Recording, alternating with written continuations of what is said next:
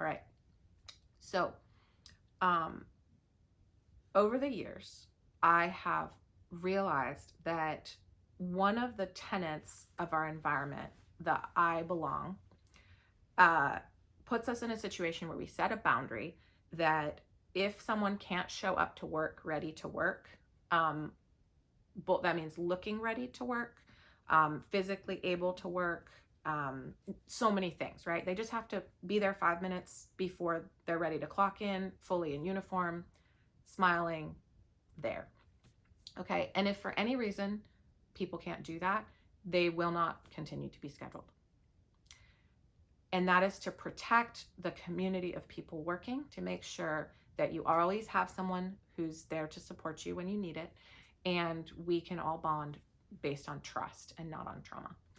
So situations that I've had to deal with are, kids who just couldn't coordinate with their parents. I don't know why, you know.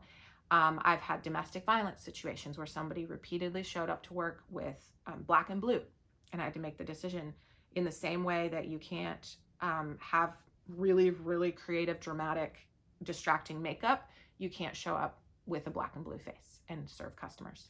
And those are hard decisions, but it's actually really simple. It's the I belong.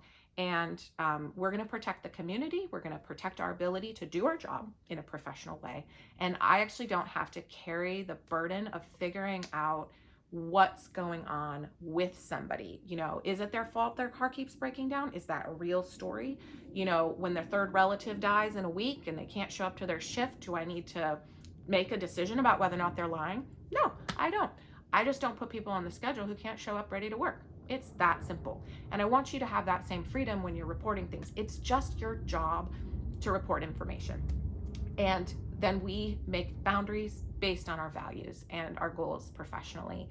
But you never have to carry the weight of deciding whether or not somebody's trying to do a bad job or if they don't care, any of that. That's their motives. That's what's going on in their head.